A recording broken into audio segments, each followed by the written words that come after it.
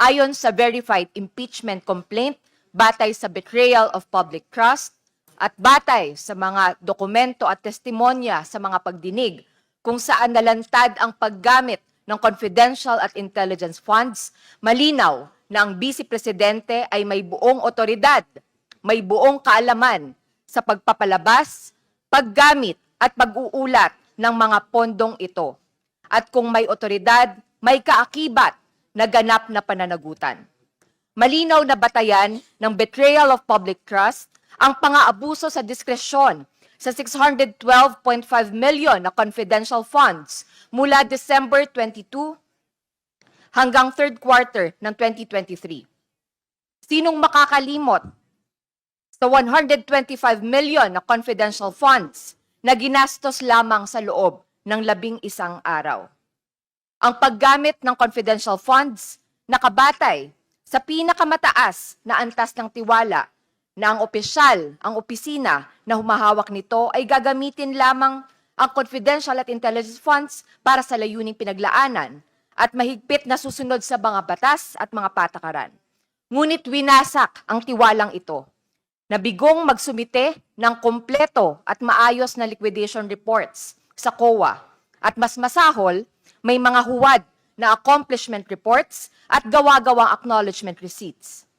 Ayon sa reklamo, sa ilalim ng kanyang utos, may mga tauhang nagpeke ng mga dokumentong isinumite mismo sa COA upang magmukhang may mga activities o pangyayaring naganap kahit pa wala naman. Ang ganitong gawain ay hindi simpleng issue lamang sa paperwork, kundi pagsira sa integridad ng mga institusyon at pagnanakaw sa karapatan ng mamamayan na malaman ang katotohanan. Dagdag pa, ang sadyang pagtanggi na kilalanin ang oversight function ng Kongreso ay pagbaluktot sa mga sistema ng pagbabantay sa kapangyarihan.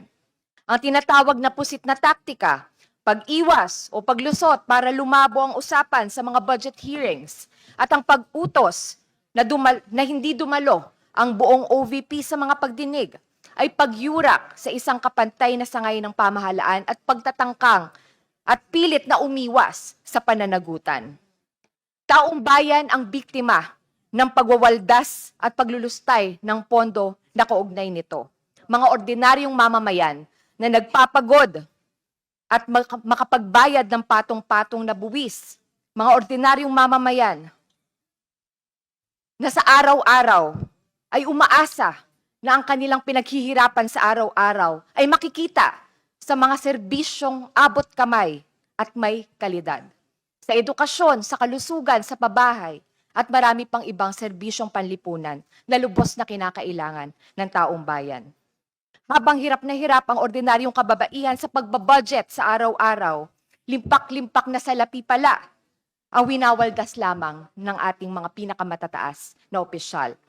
At habang daang-daang milyong piso ang mabilis na winawaldas para sa mga lihim na gastusin, nananatiling kulang na kulang ang mga silid-aralan, mababa ang sahod at suportang natatanggap ng mga guro at mag-aaral.